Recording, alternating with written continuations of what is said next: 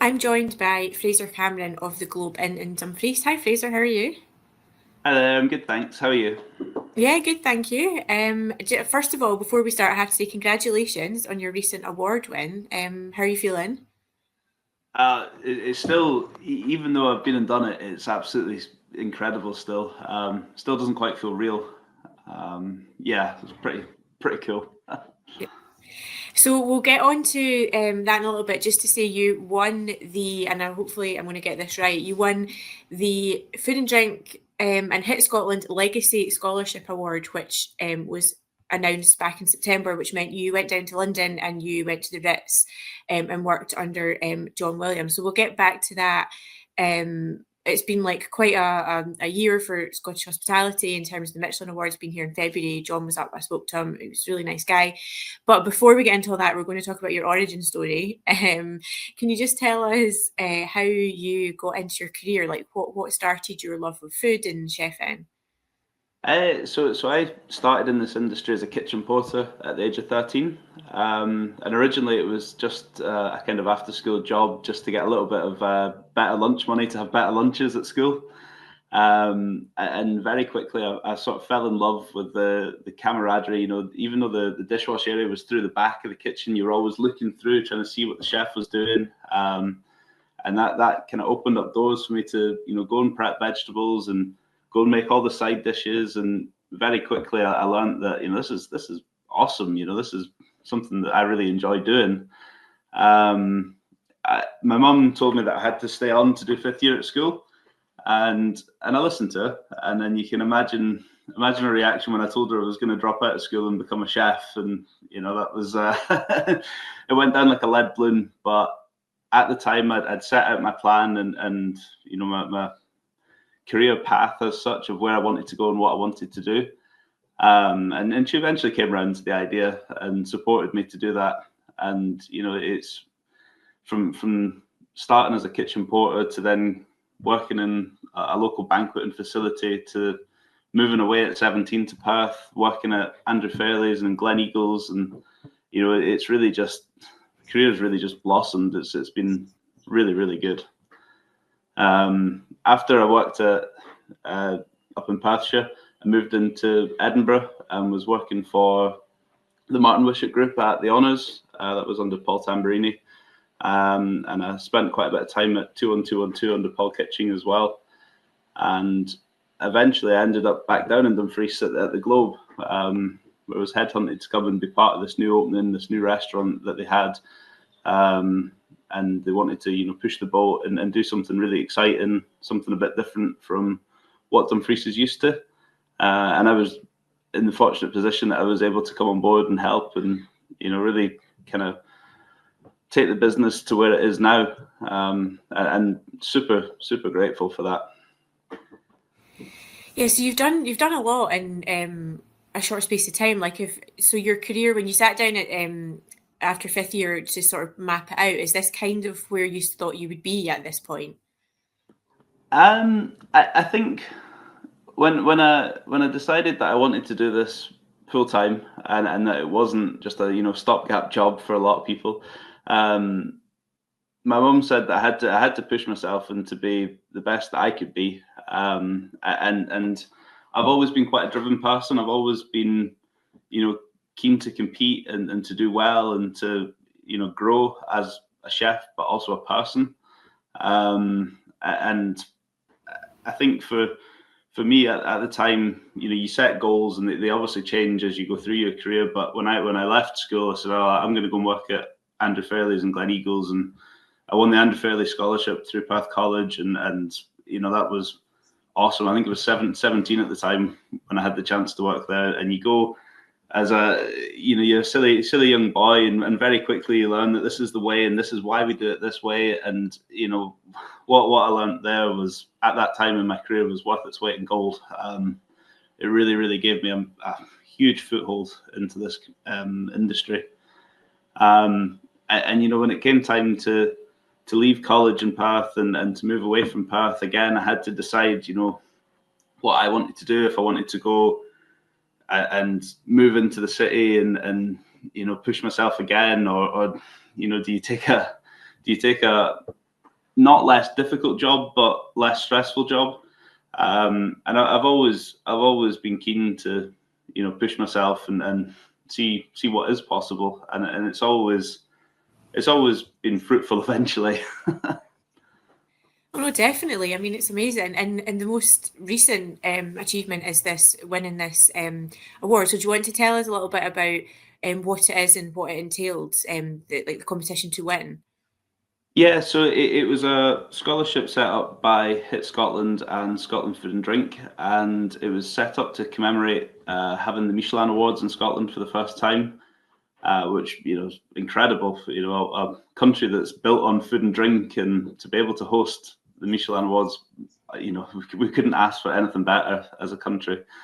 And the yeah, I think everybody was so happy when the Ritz got their second star, and John Williams is like the godfather of cooking. He really is. And they worked in partnership with the Ritz to set up this scholarship called the Legacy Scholarship, where the winner would go on a week-long stage to the Ritz to learn about whatever they wanted, but ultimately the food and the service at a 2 Michelin star level in a world leading hotel in the middle of London. And I think there was a lot of applicants. I think there was, to have that opportunity, everybody almost tried to rip the hand off for it. And there was a paper judging process, and 3 people were selected to go through to a final. And we then had to sit and interview with Fiona, David, and Chef John Williams, and basically speak about, your passion for the industry, what your sort of philosophy was, what you thought you'd get by going on this experience, but also what you could take away from it and then pass on to other people and help inspire the next generation of young chefs and young people who are interested in hospitality, who want to join this fantastic industry. It was what were you going to be able to do to help promote that and give this industry the longevity that it needs. And I've never been so nervous for an interview in my life. You sat down on the other side from these 3 people, and it's just you give every single answer. You do your research. You really kind of let your passion show. And we didn't get any feedback from the interview until the actual awards night, so it was a bit of a nervy wait from the interview to the awards night. I still don't think I ate too much of my dinner that night before they announced it. But it's when they announce your name, it's just there's no feeling quite like it. I was really, really proud to take on the opportunity and to open this door for me to progress myself as well. So yeah, really, really proud. Yeah, I mean, it sounds amazing. Do you remember any of what you said in the interview, or is it all just a bit of a blur now? We spoke a lot about what my philosophy on food was, what's important to me. Flavor is the number one thing. Whatever you make has to taste good. It doesn't matter if it looks, $1 million, but if it doesn't taste good, then there's no point in doing it. We spoke a lot about the farm that we've been building over at Cumlongan Estate, and how we're able to now grow our own vegetables, our own microherbs. We've got our own chickens, and they were really interested in how we were really championing Scottish produce and building on sustainability as well. There's a lot of people will throw that word around. It's a bit of a buzzword, but there's no actual kind of back into what they're doing. For us, it's about minimizing our wastage. Any vegetable scraps that are edible for our chickens, we take and feed the chickens on that. We then get the eggs from the chickens that come back to the restaurant. We've got all of our salad leaves. It really is a dream to work with that. But also for me, I remember John Williams speaking at the event the day after the Michelin Awards, and they said that they try to be the best that they can possibly be in everything that they do, whether that's food, whether it's drink, whether it's service, or whether it's, if keeping the staff hours down to 40 hours, which, a lot of people forget that working hours are actually a massive part of sustainability. People burn out in this industry really quickly because it is a hard job. You're on your feet all day running about the kitchen. You've always got that little bit of stress in the back of your mind. But if you're working 90 hours a week, it's, you've got no longevity. There's no sustainability. And I think that's something that the Ritz do incredibly well. It was you on the dot like that. The sous chefs are, you need to take a break. You need to take a break. It's time to go for lunch. It's time to go for this. It's it's managed really, really well. And they're industry leaders in that, and the food as well. So it's to have the chance to learn that and hopefully bring all of those practices and information back to us. It's second to none. Yeah, I mean, I was there as well that event, and it was really interesting to hear him talk about staff welfare, just because how things must have changed over the last 20 odd years in kitchens. But what was it like? I mean, obviously it's an iconic hotel in London, like you say, everybody knows it. What was it like on your first day of walking into that kitchen? It's huge. It is massive. It's the first thing you notice is it's immaculate. Everywhere is absolutely immaculate. There's 72 chefs that work there. Not all at the same time, obviously, but it is a massive team.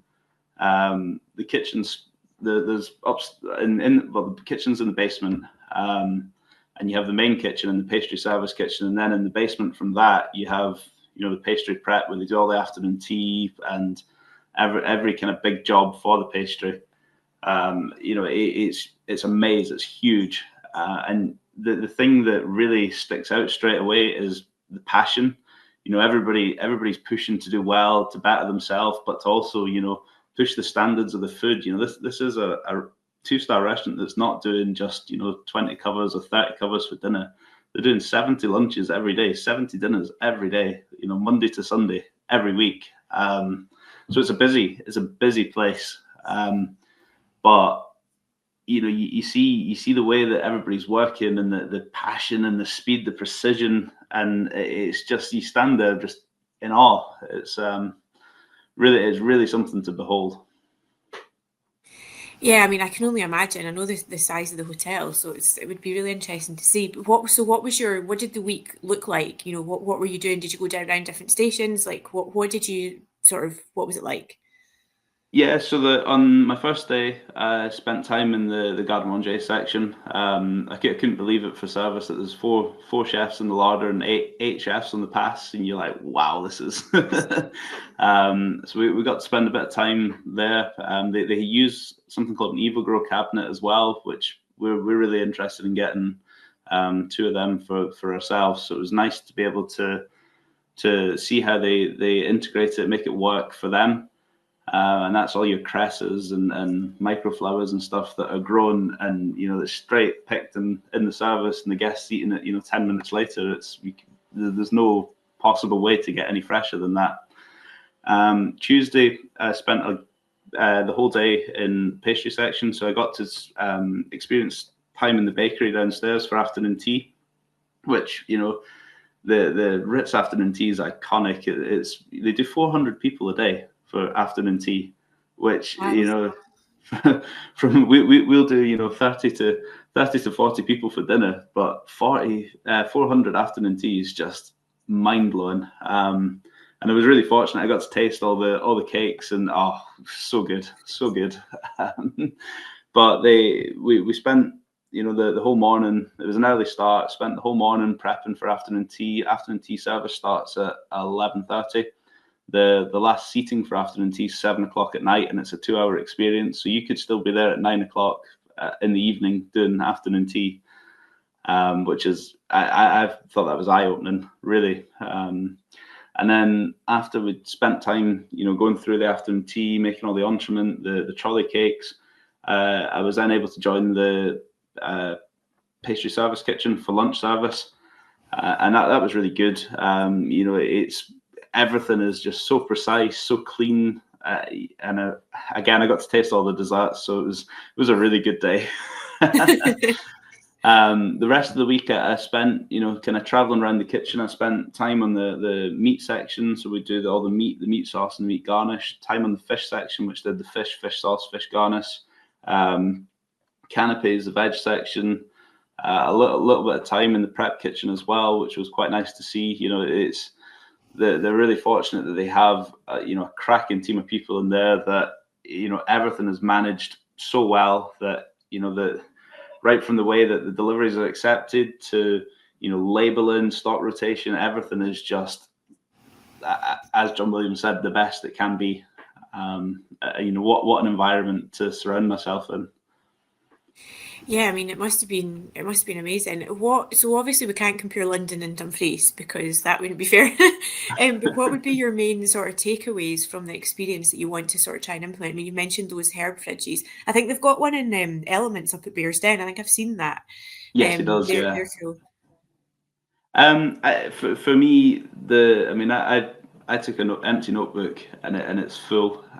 There's so many little tips and tricks, but also kind of bigger things as well, which I think is a brilliant part of this, because there's some things that you'll come back and you'll do straight away, but then you've also got these bigger things that take a little bit of time to implement, but it really kind of extends that whole experience for me. That it's not just, oh, I've been to the Ritz for a week, come back, have a month of changes, and then it's almost forgotten. This is something that I've got stuff to work on for like the next year and a half now.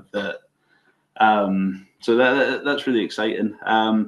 The sauces were incredible. I don't think I've had better sauces anywhere else. They simply just the flavor, the texture, the color. It's so we spent a lot of time getting sauce recipes and making sure that I knew them to come back with. There's a lot of recipes that I've got, a lot of ideas. The way that they build the salads and then cress salads for garnish plates, the way that they store them in the fridge ready to go, it's just the devil is really in the mise en place, so that they can enjoy the service every time.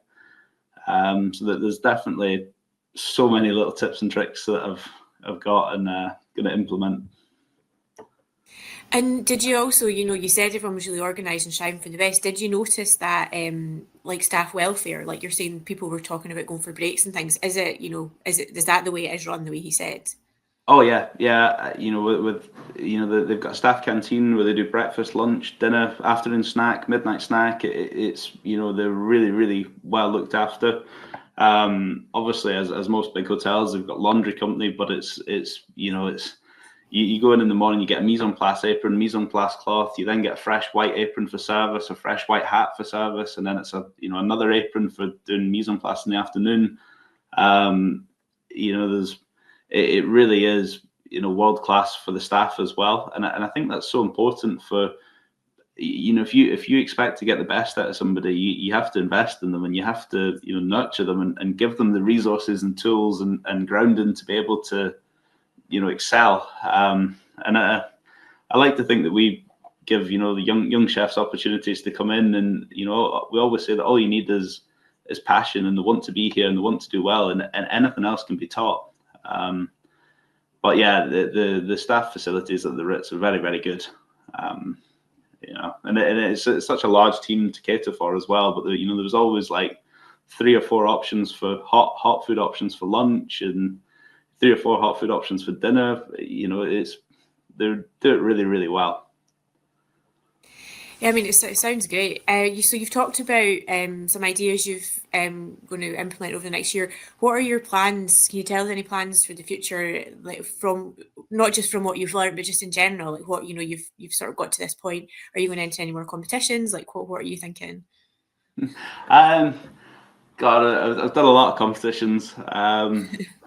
Well, we'll see. We'll get through Christmas first, I think, is the the kind of the feeling in the building at the moment. Yeah, I think that competitions are fantastic. I think it's a great way to progress your career in terms of your cooking knowledge and how to cope in a situation like that. But it's also there's such a good network. I think especially in Scotland, you go to Scott Hot and you see all these competitions, young chefs coming in, and everybody's there to support you. It's a real kind of family feeling that people want to see you do well. They want to see you push yourself and be better. And I think there's a really good network of chefs and industry partners in Scotland that'll we've taken people on stage here, we've sent people on stage to other places, and it's all about progressing and getting better. For myself, I don't know. Maybe there's one or two competitions left in me, but I think it's time now to really focus on the globe and really push on what we do here. Our ultimate goal is obviously to be at a level where Michelin recognize us as good enough for to get a star. And that's not something that happens overnight. We have to have that consistency in place. We have to strive to always be the best that we can be, source the best ingredients, make sure that the wine we're serving is exquisite, because ultimately it comes down to the guest. And if regardless of what Michelin or any other awarding body think, if the guest doesn't come and enjoy it, then it's what's the point in doing what we do? Because ultimately they're the one that pay our wages. So without the guests, it's game over. But I think we're in a really good position. We're building a prep kitchen at the moment, which is just across the street, so that'll open up a whole new world for us. It gives us a space to produce a lot of things from the garden, which maybe otherwise would go to waste. So last year we had an abundance of cucumbers. We made it all into chutney, preserved it all for the coming months, which is really difficult in the small kitchen that we've got. But if you've got this purpose-built prep kitchen that we're able to, it's something that's going to be future-proof for us. So we're able to make it work for what we do now, but also anything else that comes on board, it's able to then support that as well. So for the likes of the distillery, the afternoon tea over there, we're able to prep a lot of the stuff in this central kitchen, and it gives us kind of a brand identity and continuity across the whole group. So that's going to be a really kind of exciting project that we hope to have finished in the next 12 months. So this time next year we'll hopefully be in our new space, and part of that also is we're improving the staff welfare facilities as well. We're going to put in a small canteen, state-of-the-art changing rooms that all have proper lockers and everything, which it's small things from the outside, but make an absolute world of difference. It's somewhere where people can keep their belongings safe, they can keep their uniform all nice and hung up properly, and somewhere that you can sit there and have a meal, and it's part of the change of the industry that I think is for the better. Yeah, definitely. I mean, definitely sounds like it. Have you, so if the south of Scotland and sort of Dumfries Gallery is having a bit of a moment just now. There's the Thistle Awards have just happened. Quite a lot of awards went there. There's like new things coming all the time. Are you sort of seeing that? There's like this sort of like, it's becoming more of like a discoverable, like traveling to place. It used to be kind of overlooked, and now people are really kind of focusing on it. Yeah, I think there's been several different bodies that have done a lot of work to promote south of Scotland. The Thistle Awards are fantastic. We picked up the best eating experience in Scotland in 24, and it really is a game changer. Our biggest thing has always been that when people go up the motorway, we just want them to turn left at Gretna and come through Dumfries and Galloway. You've got Castle Douglas, which is a food town. You've got so many good little cafes, restaurants, producers, farmers markets. It really is a foodie's heaven. And I think we saw that in the summer, that there was a lot of traveling trade, a lot of people that were traveling from Manchester and Liverpool and even further south to come and visit the region, whether it's for a day or a weekend or a short break. So it is, I think it's a really exciting time for the region. We've obviously got new owners of the distillery over in the west, which it's beneficial for everybody, because people travel and they go, oh, well, I've been to this distillery, let's go to this one, let's go and eat somewhere, let's go and stay somewhere. The Cairndale Hotel, they've put in a new spa, and again, it benefits everybody because people will come for the spa, come out for a nice meal, maybe go to the distillery the next day, and I think it's a time for investment. It's the world is in a difficult place at the moment, but I'm always a believer. You have to double down. You have to, when the going gets tough, the tough get going. It's. Oh no, definitely, and yeah, it's I can see it kind of becoming more and more popular, which is great for you guys. Um, you mentioned Christmas. I know we're sitting here at the end of November. It always seems like it's too far away, but it's not that far away. Oh, no. What's coming up at the Globe for Christmas? So I think we're the same as everywhere. It's looking pretty busy. Got a few tables left. We don't do a kind of set Christmas menu as such, but we use a lot of seasonal ingredients. We always have favorites on, like the fillet of beef. That's lovely rich red wine sauce with it, lovely veal glaze. It's we put a new salmon dish on as well, which salmon at Christmas always people love it. And I think we get a really good reputation for our cheese as well. Our cheese offering seems to really excite people.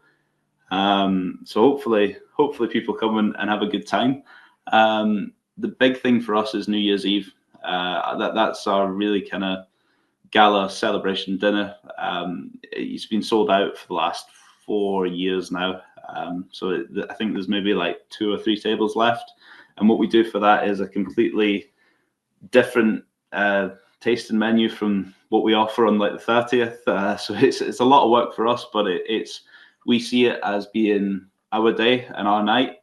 And it's a time for the chefs to show off and really kind of, put some extravagant dishes on, something that we wouldn't have on a normal menu. But it's also a time for the front of house to show off with, the service skills, the whatever drinks they decide to pair with the menu, cocktails. It's just for us, it's awesome because we get to really let our creativity run wild. But for the guests, it's even better because they get to just come and enjoy this, exquisite banquet. And then obviously we're really fortunate that we have a strong connection to Robert Burns for January. So when most other places are quiet in January, we're actually pretty busy with Burns suppers. So I think we get maybe 3 or 4 days at the start of January to just kind of take a deep breath and then we go again. So Yeah, and that'll be here before we know it as well, which is always fun. yeah, the years seem to get quicker and quicker. It's scary. Last thing I knew, it was Scott hot at the start of the year, and you blink and it's summer, and now we're waking up in the morning and it's -4. It's So just on Christmas dinner, do you have any tips for anyone who's cooking at home and maybe a bit worried about it? For me, I'm always a big fan of proper planning prevents poor performance. So I would well, what we do every year is we will prep everything the day before so that you can actually just enjoy Christmas. I think a lot of people get stressed about it, but for me, write down what you need to do. If you need potatoes, just peel them the day before, cut them, sit them in water, they'll be fine. All your veg can be cut. You can make the gravy. It's okay. The big thing is obviously cooking your meat or your roast or whatever you're going to cook that day. But if you have it all written down on a piece of paper, you can wake up in the morning, open your presents, have a nice breakfast, maybe a wee glass of champagne, and just enjoy the day. It's one day. It's no different to a roast dinner. It's just you get to spend it with nice people, and for me that's what Christmas is about, is spending that time together with your family or friends and or workmates. We're really fortunate that a couple of people, our pastry chef in particular, he's from Sri Lanka, so it's really nice for him to spend time with the other guys from work, and it's just we just sit and have a good time. It's no stress. And how are you? How are you going to be celebrating? Are you going to be cooking the dinner, or do you get a day off? No, we share the cooking at home. So I think our plan this year is just to have quiet one. Myself, my partner Savannah, and the dog Winston. So it's his second birthday just before it as well. So he'll no doubt be spoilt rotten. Well, Fraser, thank you very much for your time and congratulations again. Thank you. Thank you very much for chatting to me. It's been a pleasure.